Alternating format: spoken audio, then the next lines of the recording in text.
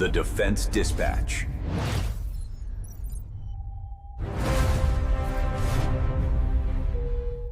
Madam Speaker, let me read your exact words back to you. The hearing room fell silent. This wasn't the polite quiet of Senate procedure, but the tense stillness of a room bracing for impact. Behind the witness table sat Nancy Pelosi, dressed in a Navy Chanel suit, a string of South Sea pearls resting on her collarbone. She'd been smiling for most of the afternoon, that calculated, camera-ready smile of a woman who had served 37 years in Congress and never once lost control of a room. But the atmosphere shifted the moment the young senator from Ohio picked up a single sheet of paper. December 15, 2021, J.D. Vance began, his voice calm and conversational, almost like a father reading a bedtime story. A reporter asked you a simple question. Should members of Congress be banned from trading stocks? Pelosi's smile remained fixed, but her eyes darted to the paper in his hand. You said, and I'm quoting here, no. He paused. He let that word hang in the air. See, we are a free market economy. They should be able to participate in that. Vance slowly set the paper down. He looked at her not with anger, but with a kind of wonder, like a gambler watching a slot machine that just keeps paying out. Your portfolio, Madam Speaker, returned 65% in 2023. 65%. The S&P 500 returned just 23%. Bridgewater Associates, America's largest hedge fund, actually lost money. He leaned back in his chair. I'd say you participated just fine. A murmur rippled through the gallery. It wasn't laughter, not quite a gasp, but something in between. The chairman's gavel tapped once. Pelosi's hands, once folded neatly on the table, unclasped and pressed flat against the wood. But this wasn't the beginning. This moment, the one that would be clipped, shared, and watched 14 million times by midnight, had been 6 hours in the making. And to really understand it, you have to go back to that morning. Since when Nancy Pelosi walked into the hearing room thinking she was there to teach a lesson. She just wasn't the one she had in mind. The Russell Senate office building had its usual scent, a mix of old marble, fresh coffee, and the faint, sweet chemical smell of floor polish. Room 325 had been prepped since 6 a.m. C-SPAN camera crews had already claimed their spots along the east wall. Aides moved between the chairs, adjusting microphones, setting out water glasses with precision, and placing nameplates that most senators would ignore anyway. The hearing was officially titled the Congressional Stock Trading and Financial Transparency Act. Senate Bill 4712, also known as the Pelosi Act. The acronym actually stood for Preventing Elected Leaders from Owning Securities and Investments. Someone on Josh Hawley's staff came up with it, and to the senator's credit, he laughed for a solid 30 seconds before giving it the green light. The bill had bipartisan support. He's with a dozen co-sponsors, including that freshman senator from Ohio, James David Vance. Pelosi arrived at 9:42. She swept through the main entrance with an entourage of 4. Her legislative director, a comms aide, a personal assistant, and a security guard who posted up by the door, remaining on his feet. She walked with her signature stride, chin up, shoulders back, the deliberate pace of a woman who knew that every hallway in Washington is a stage. Now, most of the committee members rose, some out of genuine respect, others out of habit, and 1 or 2 simply because their chiefs of staff had told them to. Madam Speaker, the chairman said, thank you for joining us. Mr. Chairman, she replied, settling into the witness chair, it's always a pleasure to be here in the Senate, even when you name bills after me. The room offered some light laughter. She smiled. She was good at this. She'd been good at this since Ronald Reagan's second term. Nancy D'Alessandro was born into politics the same way some people are born into money. Her father was the mayor of Baltimore. Her brother was also the mayor of Baltimore. The D'Alessandros didn't just participate in machine politics. They were the machine. She married Paul Pelosi in 1963, moved to San Francisco, and in 1987, she won a seat in the U.S. House of Representatives. 37 years later, she was still there. Twice she served as Speaker of the House, becoming the most powerful woman in American political history. Behind her back, colleagues called her the Countess, some with admiration, some with fear. But no one ever dared to call her that to her face. Her net worth was estimated to be somewhere between $250 and $400 million. As a member of Congress, she earned $174,000 a year. And the gap between those two numbers was exactly why everyone was sitting in this room today. She adjusted her microphone, opened her leather portfolio, and began her opening statement. "Mr. Chairman, members of the committee," she began, "I respect the intent behind this legislation, but I've spent nearly 4 decades in public service, and in that time, I've learned that good intentions and good policy are not always the same thing." Her voice was precise, unhurried. Her eyes moved from face to face, not searching, but counting. She was tallying them up, the way a woman who had whipped more votes than anyone alive catalogues a room. "And the founders," she said, "understood the value of a free market economy. And citizens who serve in government are still citizens, with the same right to participate in that economy as any other American." She paused, a thin smile on her lips. "This bill is named after me. I'm aware of that. But a clever acronym is no substitute for constitutional analysis. It was elegant. It was practiced. It was the kind of testimony that had neutralized congressional committees for 4 decades. In the third row of the dais, J.D. Vance sat with a thin manila folder in front of him. He didn't open it during Pelosi's statement. He didn't make any notes. He just listened, his head tilted slightly to the left, the way professors at Yale Law used to listen right before they destroyed your argument. He didn't look like a senator. Something in his face was both younger and older than 40. He had the cheekbones of the Scots-Irish boys he'd grown up with in Middletown, Ohio, and the careful stillness of a man who learned very early that the adults in his life were not reliable. His father left when Vance was still in diapers. His mother cycled through husbands and addictions. 5 husbands, years of heroin. He was raised by his grandmother, Bonnie Vance, whom everyone called Mama. She carried a loaded revolver in her purse. She once poured gasoline on her husband while he slept, because he'd been drinking. She lit a match. Then she put out the fire. But she always put out the fires. Mama fed young J.D. on government cheese and frozen banquet dinners. She told him, in language that would make a drill sergeant blush, that he was going to get out of Middletown if she had to drag him out by his ears. He got out. Marine Corps, Ohio State, Yale Law. He wrote a book about it, Hillbilly Elegy, and it made him famous enough to end up in this room. But none of it had erased the taste of government cheese from his memory. Mama died in 2005. See, her entire estate was worth less than a rounding error on Paul Pelosi's tax return.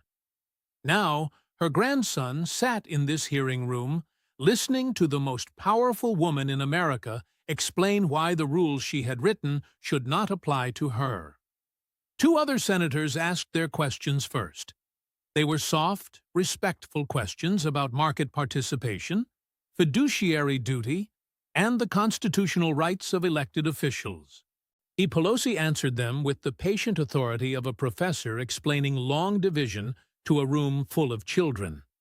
At one point, she turned slightly toward the dais and said, "Senator, I've been in this institution longer than the gentleman from Ohio has been alive." She meant it as a credential, a reminder of her rank.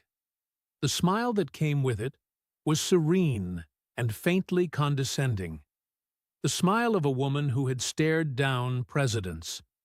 Vance wrote something on a yellow legal pad, and he didn't look up. The chairman glanced at the clock. "Senator Vance, you have 15 minutes.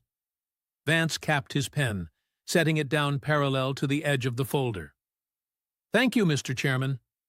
He looked at Pelosi, not with hostility, not with deference, but with something a careful observer might have called curiosity. "I don't think I'll need that long." Vance opened the manila folder. Inside were fewer than a dozen pages. There were no poster boards, no blown-up photographs, just paper. "Madam Speaker," he said, "in April of 2020, my mother was in recovery." Pelosi's pen stopped moving. She'd been clean for about a year, a little more. "That was a big deal in my family. A year clean. We celebrated it the way most families celebrate a birthday, because honestly, there were a lot of years when we didn't think she'd have another one." He spoke slowly. There was no performance in it. Or if there was, it was the kind of performance that had been rehearsed so many times it had become indistinguishable from the truth. She was going to NA meetings, Narcotics Anonymous, 3 times a week, sometimes 4. That was her lifeline. She told me once, she said, "Jay, the meetings are the only place where I don't have to pretend I'm okay." He paused, his jaw tightening for just a moment, then releasing. And then COVID hit, and the building where she went to meetings was closed. The state said so. The county said so. Public health, they said. Stay home, they said. My mother called me late one night. She said, "Jay, I'm scared. I'm alone in this apartment, and I'm scared." And I didn't know what to tell her, because what do you tell someone who's been drowning their whole life that the one lifeboat they found just got pulled out of the water? The hearing room was very quiet. That very same week, on April 14th, 2020, you appeared on national television, beyond the Late Late Show with James Corden. You were broadcasting from your kitchen in San Francisco. Vance then picked up a page from his folder. You gave America a tour of your home. There were 2 Sub-Zero refrigerator freezers standing side by side. The retail price for that pair is roughly $24,000. He stated the number just like he said everything else, without any inflection.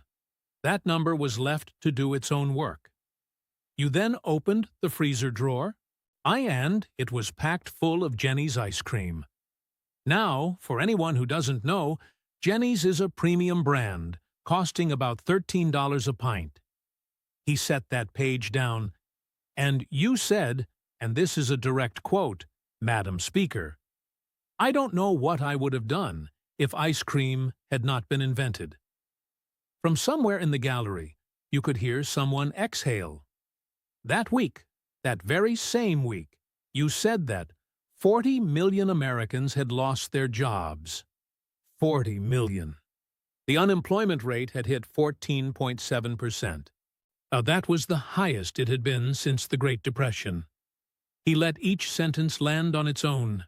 Short, clean, like nails being driven into wood. People were standing in line for hours at food banks, with their children, in parking lots, in the rain. And during that same week, the very week the Paycheck Protection Program ran completely out of money. $350 billion was gone. Small businesses all across the country were being forced to close permanently.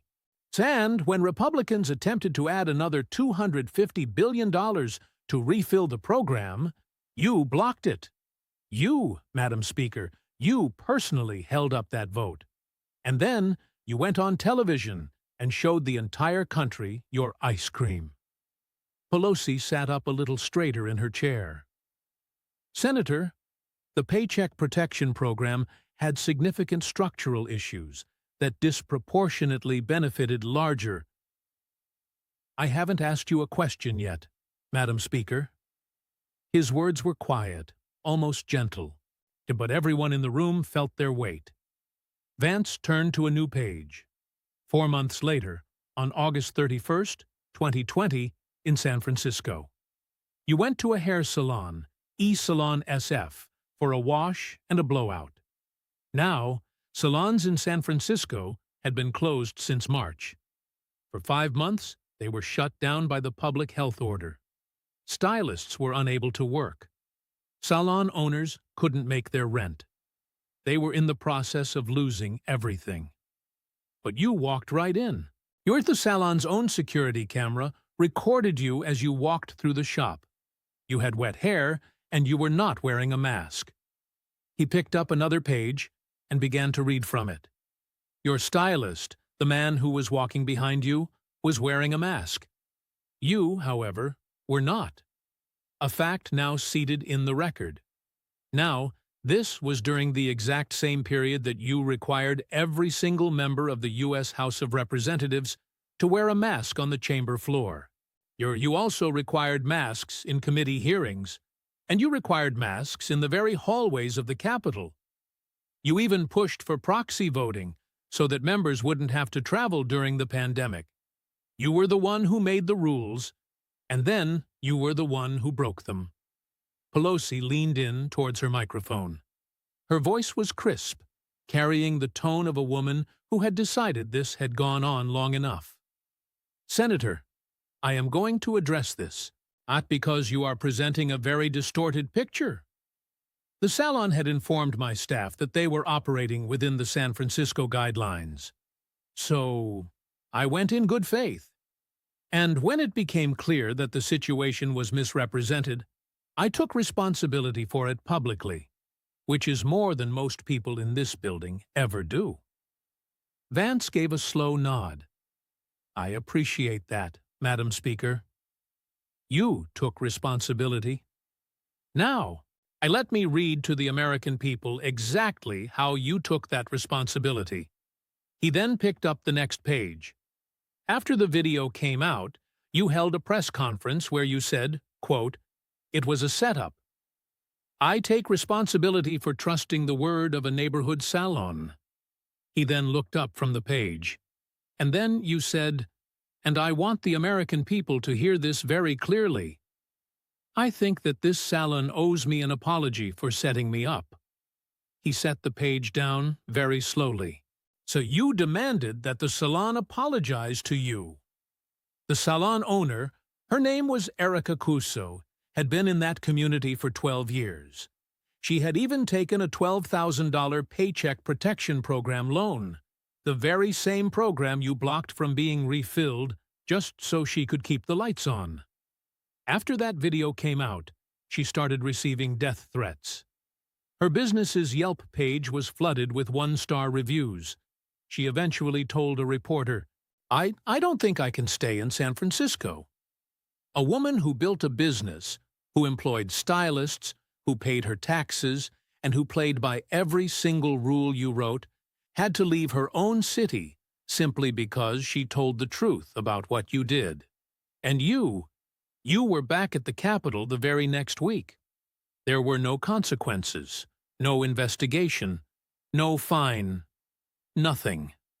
The rules just didn't apply. Silence filled the room. Vance closed the folder. When he spoke again, his voice had dropped, not in volume, but in pitch, sounding closer to the ground. It was the voice of a man who wasn't performing outrage, but was instead describing something he had seen his entire life. My own grandmother had a phrase for people like that. She used to say, "Some folks think the rules are just for other people." For a moment, he almost smiled. Mama would have had a whole lot to say about $13 ice cream. He then turned to the next section of his folder. Now, well, let's talk about something even more expensive than ice cream. Madam Speaker, I would like to walk through a timeline with you. We'll focus on just the dates and the dollar amounts. I think the American people deserve to hear this, laid out in order. Pelosi had regained some of her composure. She sat up straighter and adjusted her pearls. The smile was gone, but the poise was still there. It was the muscle memory from 1,000 press conferences, 1,000 hostile questions, 1,000 moments under the glare of the cameras where Nancy Pelosi never flinched. "Of course, Senator," she said. Her voice was steady. "I have nothing to hide." "Good." Vance picked up a new sheet of paper. This one was covered in numbers, a lot of numbers. Let's start with June 17th, 2022. On that date, your husband, Paul Pelosi, exercised 200 call options in NVIDIA Corporation. This gave him the right to purchase 20,000 shares at a strike price of $100 per share. He paused, or looked at the committee, then glanced at the camera for just a moment, like a man looking at his neighbor over the fence before telling them something they need to hear. For those of you watching at home, NVIDIA makes computer chips. These are the chips that go inside your phone, military drones, and artificial intelligence. In June of 2022, NVIDIA was one of the most valuable companies on Earth, and on June 17th, your husband placed a leveraged bet, call options worth between $1 and $5 million, that NVIDIA stock was going up. That's not a typical retirement fund contribution. That's what Wall Street traders do when they are very, very confident. He turned back to Pelosi. Now, what was Congress working on that same month? Pelosi's eyes narrowed. "Senator, Congress was working on a great many things." "The CHIPS Act," Vance said. $52 billion in subsidies for companies that make computer chips. He said the last two words slowly. "Your husband bet millions on a chip company, all while you, the Speaker of the House, were pushing a $52 billion chip bill." July 14th, the disclosure form drops. America finds out.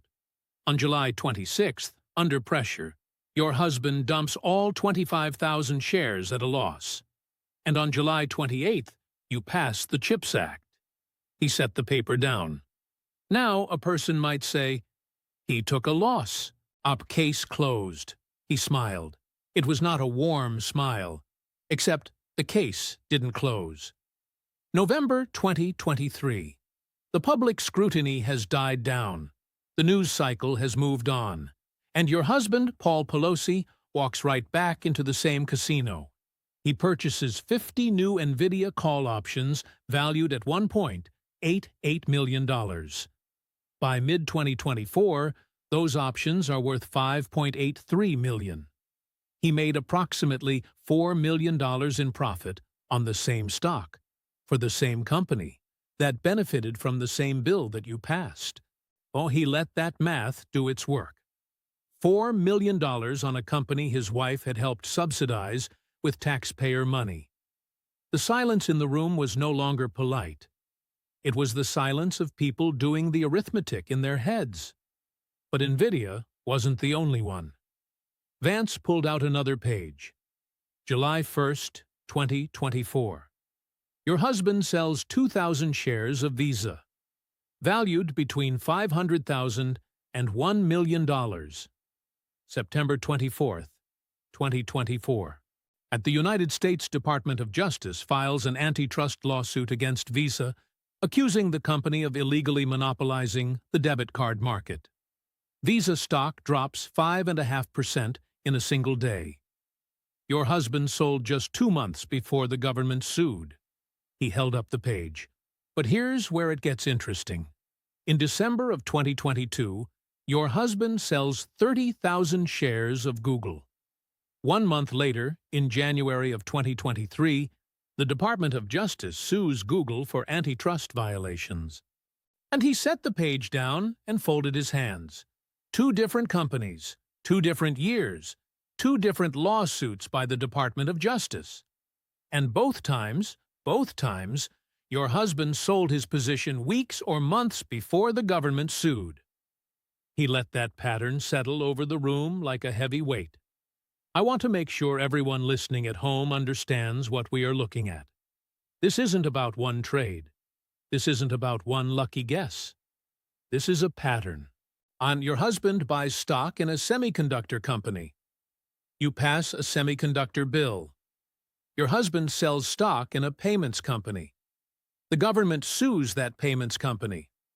Your husband sells stock in a search engine company. The government sues that search engine company. Every single time, the Pelosi family is on the right side of the trade. Every single time, the American public is the last to know. Now, your spokesperson has a prepared statement for this. I've read it in at least a dozen news articles. The statement says, quote, "Speaker Pelosi does not own any stocks, and she has no prior knowledge or subsequent involvement in any transactions." He paused, saying, "No prior knowledge." That's the phrase, "no prior knowledge." Madam Speaker, Martha Stewart. Martha Stewart went to federal prison. She went to prison for lying about a stock sale that saved her approximately $45,000. $45,000. So your family has made tens of millions on trades that just so happen to precede government action. And the answer is no prior knowledge. With all due respect, if your husband truly has no prior knowledge, then he is not just a great investor. He's either the single greatest investor in American history, even better than Warren Buffett, and smarter than every algorithm on Wall Street. Or he knew something. Pelosi's voice cut through the room, sharp and controlled, the voice of a woman who had stared down presidents without even flinching. "Senator, I have sat here and listened to you spin this story. Now, let me offer you some actual facts.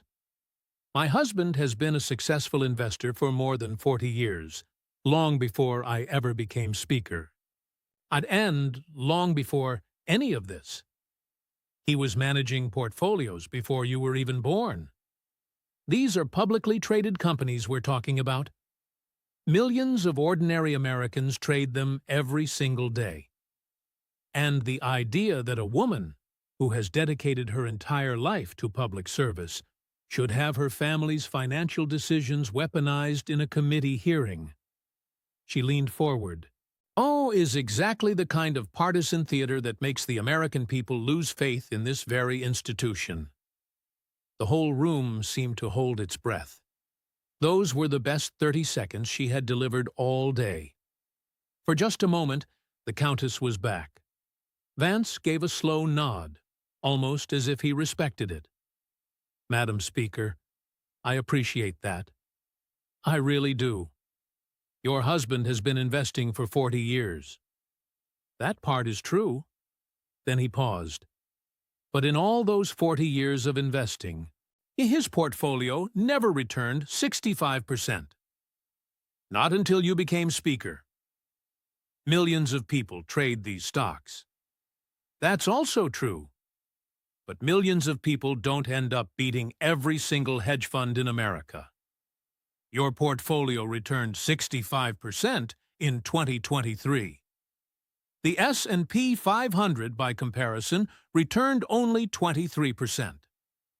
Bridgewater Associates, the largest hedge fund in the country, run by some of the most brilliant financial minds on earth, actually lost money. In 2024, your return was 71%, while the S&P was just 25%. And in just the first half of 2025, you pulled in another $8.8 million. He leaned back in his chair. 40 years of investing. And the absolute best years, the ones that made your family hundreds of millions of dollars, just so happened to be the exact same years you were controlling which bills made it to the floor of the United States House of Representatives. A pause.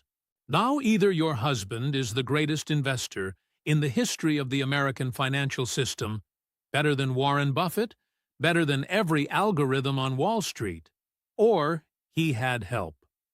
By now, Pelosi's hands were pressed flat on the table. Her rings glinted, catching the overhead light. Folks back home have a word for this, Madam Speaker.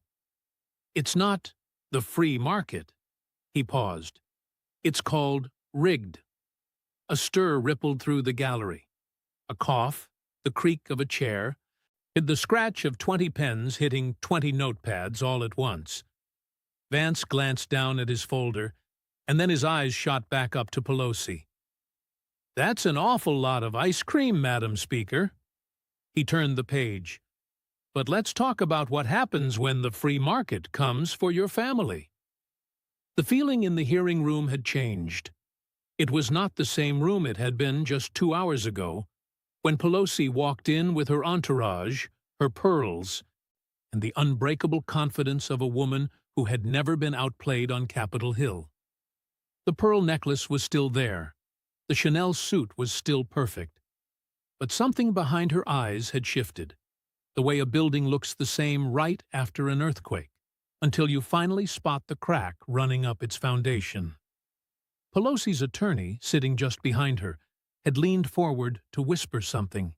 She had waved him away with a flick of her wrist, the gesture of a woman who doesn't accept help, who has never needed it, and who couldn't afford to look like she did.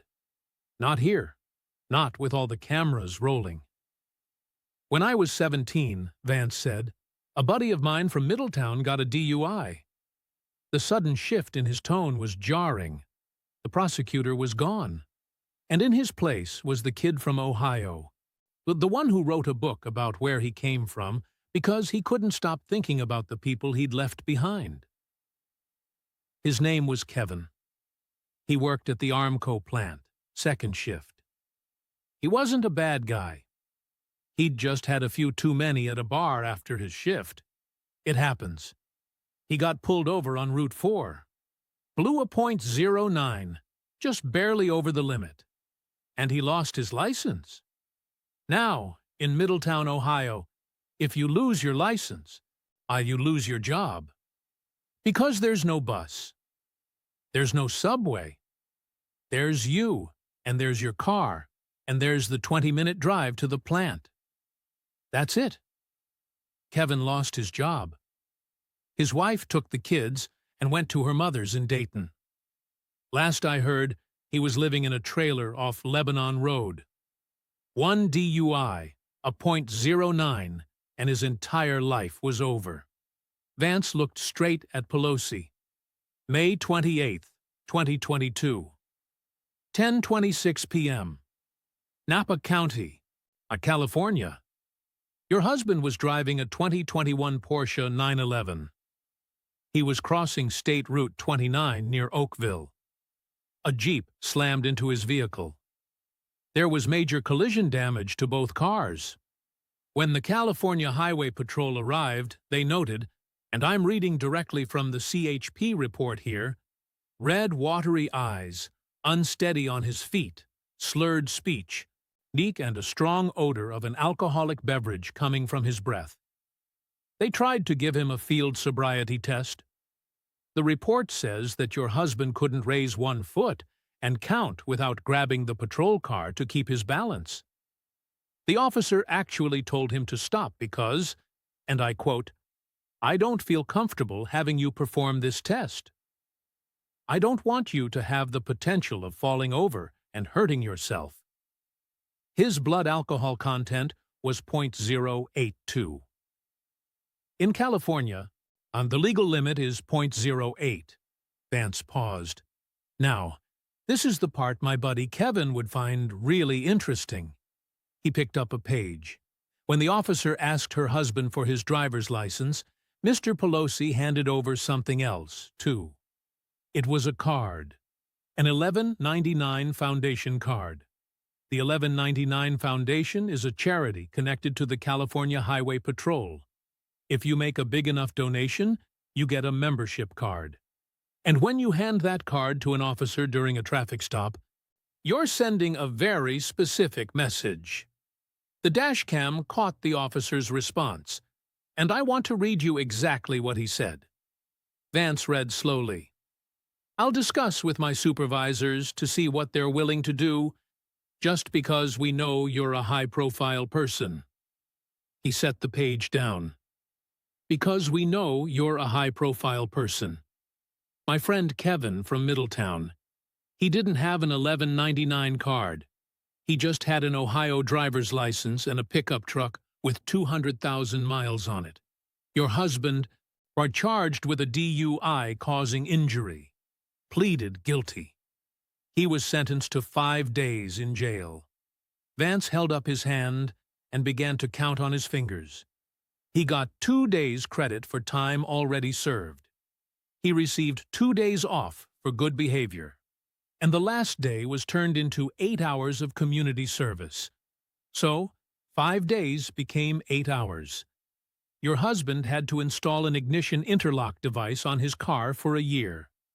That's a breathalyzer built right into the steering column. And he had to blow clean just to get the engine to start. It's like a teenager with a learner's permit, except the teenager didn't just crash a Porsche. He was also ordered to pay around $7,000 in fines and restitution. $7,000. He let that number hang in the air. Madam Speaker, your family's net worth is estimated to be over $250 million.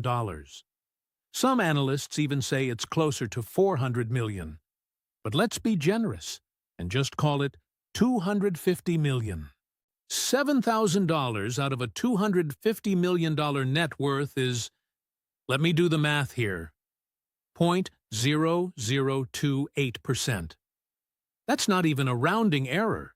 It's the rounding error on a rounding error. My buddy Kevin, with a .09, lost his license, lost his job, lost his wife, and lost his kids. Your husband, with a .082, a Porsche, a VIP card, an officer discussing what they could do for a high-profile person, 5 days in jail that turned into 8 hours, and 2 months later, and he was right back to trading millions in the stock market. He let the silence hold. That's the free market, Madam Speaker. That's your free market, where a man from Middletown loses everything for a .09, and a man from Pacific Heights gets 8 hours for a .082. Pelosi's voice was ice. Senator, my husband's case was handled in a court of law. He was charged. He pleaded guilty. He was sentenced by a judge. The system worked exactly as it was designed to work. And I find it deeply inappropriate that you're using a family member's personal matter. A personal matter. Vance repeated the words slowly. Madam Speaker, Kevin's DUI was a personal matter too. The difference is that nobody discussed with their supervisor what they were willing to do for Kevin. He closed that section of the folder and opened the next one, bringing him back to where he started. On December 15, 2021, a reporter asked you a simple question. Should members of Congress be banned from trading stocks? You said no. You said, and I know I've already read the quote, but I want to read it one more time because I think the American people need to hear it again. We are a free market economy. They should be able to participate in that. In 2021, there were several bills on Capitol Hill to ban congressional stock trading. Bipartisan bills. Democrats and Republicans were working together, something that doesn't happen often in this town. Well, you had Senator Ossoff, a Democrat from Georgia, Senator Hawley, a Republican from Missouri, Representative Ocasio-Cortez, Representative Chip Roy. All of them were saying the same thing. This has to stop. And you, as Speaker of the House, didn't just oppose them. You blocked them. You controlled the calendar. You decided what bills came to the floor. And so these bills with bipartisan support, bills that 70 to 80% of the American public wanted, never even saw the light of day. No, you didn't just say no. You made sure that nobody else could say yes. The Nancy Pelosi stock tracker became one of the most followed accounts on social media. Everyday investors started copying your husband's trades and were making money. There's even an ETF, an exchange-traded fund, with a ticker symbol named after you. It tracks the trades of congressional Democrats, and it outperformed the market. Then, in 2022, under all that pressure, you announced that you'd changed your mind. And you told reporters you would finally support legislation to restrict stock trading. The headlines were very generous. Pelosi reverses course. Speaker embraces reform, but no bill ever came to the floor. In 2023, your portfolio had a 65% return. In 2024, 71%. In 2025, you announced your retirement. You said you wouldn't seek re-election, and then suddenly, after 37 years, you supported the stock trading ban. He paused. Because you've already made your money. My folks back home have a word for that too, Madam Speaker. It's not free market. This isn't just hypocrisy. It's like pulling up the ladder right after you've climbed to the top. Pelosi started to open her mouth to say something. Vance held up his hand. Not sharply, not aggressively, just a slow lift with an open palm. I'm not finished, Madam Speaker. I have one last thing to say, and I want you to hear every word of it. The whole mood in the hearing room had shifted.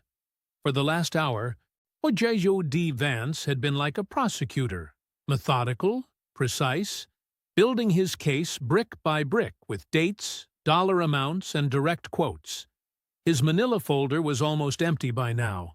The pages he'd read from were fanned out across his desk in the order he'd used them, like cards laid face up after a winning hand.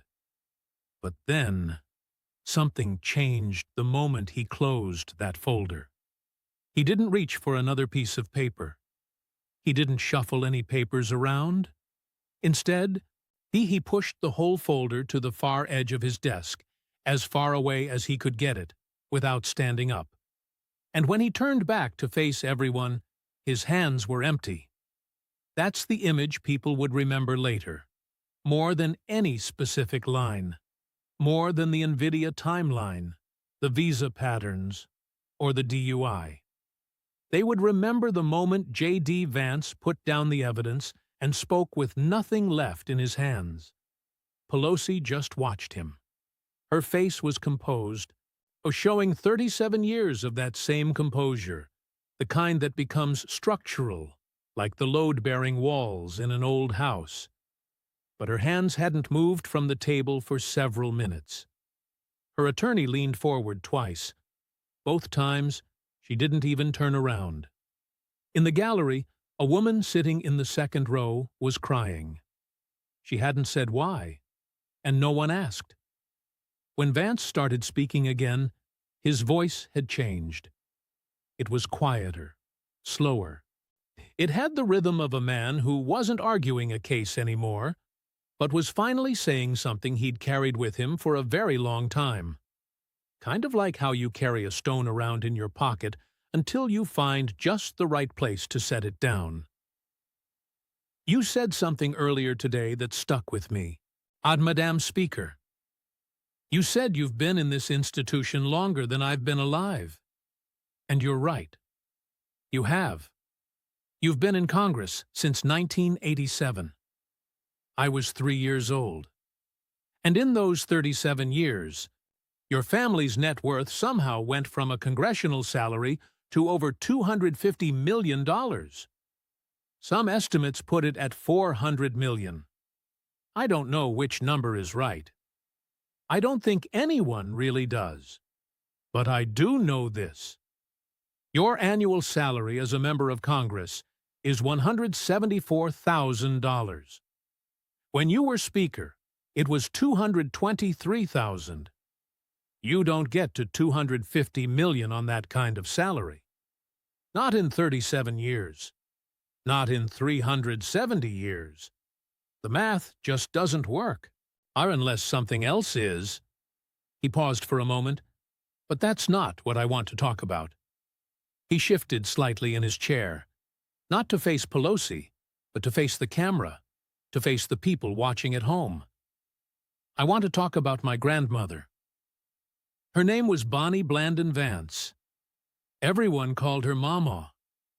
She was born in Jackson, Kentucky, back in the hollers of eastern Appalachia. She moved to Middletown, Ohio, when she was just 13, and because her family heard there were jobs at the steel mill. She married young, had kids young, and she worked at a diner, a laundromat. She worked double shifts because single shifts just didn't cover the bills. When my mother couldn't take care of me, which was most of the time, Mama was the one who took over, raising me on government cheese. He said those words carefully, the way you say something that still carries a lot of weight. Government cheese. Some of you know what that is. It comes in a brown cardboard box with plain black lettering. There's no brand name, no logo, just the words processed American cheese printed in black. It's a 2-pound block wrapped in clear plastic. When you go to unwrap it, it sticks to your fingers. It doesn't really taste like cheese. At least, not the way cheese is supposed to taste. It's soft and salty and just a little bit rubbery. And if you leave it out for too long, it sweats this kind of orange oil that gets all over everything. But you eat it. You eat it on white bread. You eat it melted on macaroni that came from a box. You eat it because it's a Tuesday, and there's nothing else in the house. And your grandmother's working a double shift, and your mother isn't there. And you're 11 years old. You're saying you don't know yet that people out in San Francisco have freezers that cost more than your grandmother's car. That's government cheese. That's where I come from. Mama's freezer was a Frigidaire she bought second-hand back in 1982 from a neighbor who was moving down to Kentucky. It was off-white and dented on the left side where someone had hit it with something. She never said what. The handle broke back in '89, so she had to tie it shut with a bungee cord because we couldn't afford to fix it. And she was too proud to ask anyone for help. She was just too proud to ask for anything. There was no Jenny's in that freezer. There were no $13 pints of anything. There were just frozen dinners, banquet brand, 99 cents apiece if you caught them on sale. She never once took a vacation. She carried a loaded revolver in her purse, not because she was a violent person, but because our neighborhood was, and she had grandchildren to protect. She passed away in 2005. I had just enlisted in the Marine Corps. I couldn't afford a plane ticket for the funeral, so the Corps granted me emergency leave and put me on a bus. Her entire estate, the house, the furniture, even the freezer held shut with a bungee cord, was worth less than what your husband makes on a single stock trade. The room fell silent, but it wasn't the usual procedural quiet of a committee hearing. And it was the heavy silence of people truly listening. Madam Speaker, back in April of 2020, you showed the country your kitchen. You showed them your sub-zero refrigerators, your gourmet ice cream, and you said you didn't know what you'd do without it. That very same month, my mother didn't know what she'd do without her next recovery meeting. The only place in the world she didn't have to pretend she was okay. Those are two very, very different kinds of, I don't know what I'd do. He paused, taking a steadying breath. The American people aren't angry because you're rich, Madam Speaker. Let me be perfectly clear about that. Americans don't hate wealth. They admire it. They aspire to it. My grandmother, the same woman who tied her freezer shut with a bungee cord, would have been proud of anyone who started with nothing and built a fortune. She believed in that American dream more than anyone I have ever known. But there's a world of difference between earning it and rigging it. And the American people can always tell the difference.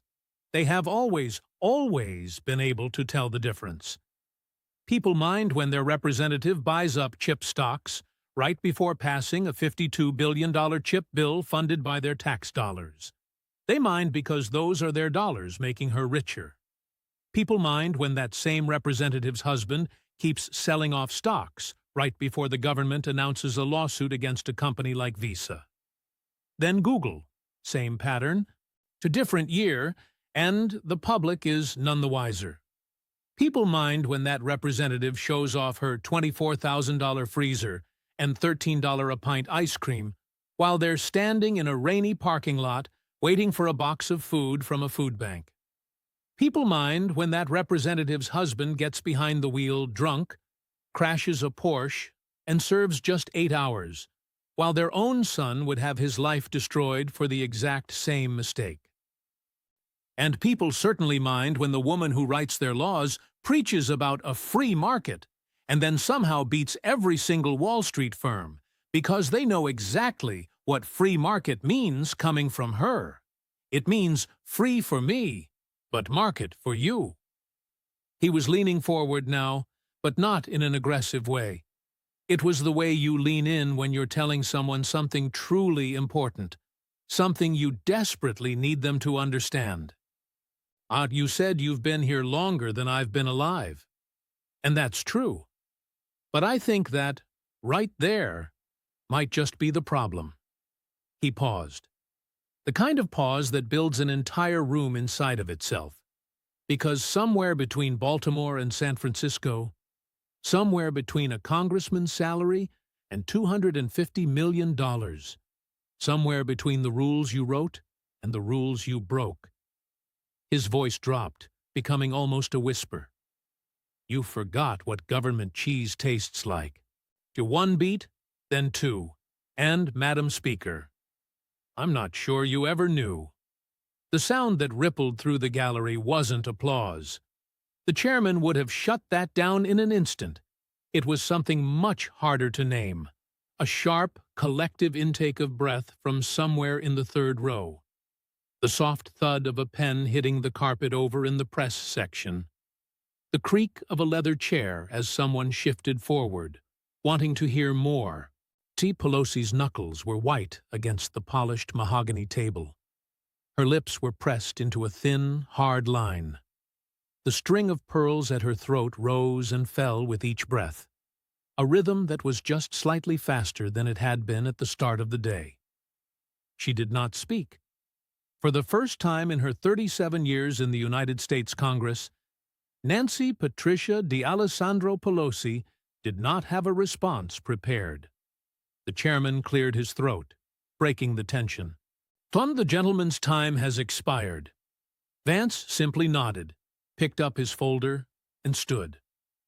Thank you, Mr. Chairman. He walked out through a side door. He never once looked back. Within an hour, the clip was absolutely everywhere. Government cheese was trending on social media before the hearing room had even cleared out. By that evening, it had 8 million views. By midnight, that number climbed to 14 million. Within 24 hours, there were T-shirts. To a small diner in Kentucky put a government cheese special for $2.99 on its marquee. A veteran in Texas held up a block of actual government cheese on camera and said, "This is what they forgot." That video got 11 million views. Pelosi left through a side entrance at 4:17 p.m. There was no statement, and she took no questions.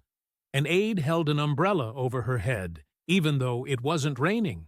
Her communications director simply told the press she was proud of her decades of public service.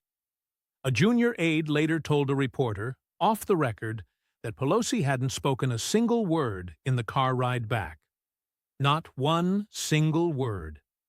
In 37 years, he said he'd never seen anything like it. She always had the next sentence ready. That silence was louder than anything she could have possibly said. J.D. Vance pulled into his driveway in Cincinnati at 8:47 p.m. His flight had been delayed, and at the airport gate, a woman had recognized him. "Hey, you're the government cheese guy," she said. The house was quiet. Usha had left the door unlocked for him. The boys were already asleep. Yuan, his door cracked just so, and the baby, with his white noise machine, humming softly in the background. Standing in the hallway, Vance listened to his children breathing, a sound that always felt miraculous for a man who grew up where the loudest noises were often the most terrifying. In the living room, Usha was barefoot, reading over a brief. "How'd it go?" He sat down and loosened his tie. "I just kept thinking about Mama." "Was it hard?" "No." He paused to think about it. "And that's the thing that bothers me. The facts are just the facts. She'd bought the stock. She'd blocked the bill. She'd shown the entire country her ice cream. It's all just out there. She would have absolutely hated every second of it." Usha tilted her head, curious. "Pelosi?" "No, a Mama." The hearing itself. The very fact that it even had to happen. From the next room, a white noise machine hummed softly. His youngest son rolled over in his sleep, filled with the perfect trust of a child who'd never known a morning without both his parents there. And that was what Vance had always wanted most of all. It wasn't the Senate seat, or the hearing, or even that video clip going viral online. He just wanted to build a home where his children could sleep peacefully, but where the freezer actually worked, and where no one ever had to lie about where they were, what they took, or if they were coming back. Back in Middletown, Ohio, inside a house sold twice since Mama passed, an old freezer with a broken handle sat in a garage nobody used anymore. The bungee cord that held it shut had dry rotted years ago. Its compressor hadn't kicked on since 2009. If you were to open that door, pulling hard enough, the seal would give way with a soft, damp pop, and the air inside would smell of dust, old rubber, and a faint chemical tang. But just beneath all that, if you were the kind to remember, you could still smell it. Government cheese. It smelled of a country that once seemed to believe the rules were for everyone. It smelled like the America before the ice.